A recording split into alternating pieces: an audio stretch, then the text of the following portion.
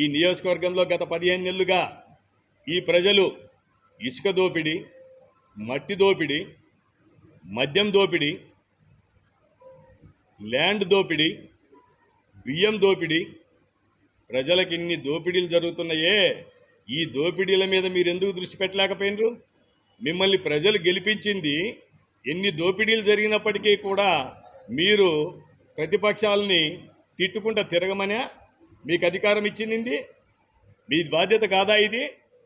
ఇవన్నీ ఎవడైతే దోచుకుంటున్నాడో ఆ దోచుకునేటువంటి వ్యక్తుల్ని దండించి మీరు సక్రమంగా ఈ ప్రాంత ప్రజలకు ఈ నియోజకవర్గ ప్రజలకు సరైనటువంటి సేవలు అందించాల్సిన బాధ్యత మీకు లేదా?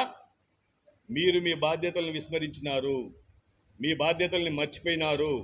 కాబట్టి వైఎస్ఆర్ కాంగ్రెస్ పార్టీ ఈ విషయాల్లో కూడా తొందరలోనే జిల్లా కేంద్రమైనటువంటి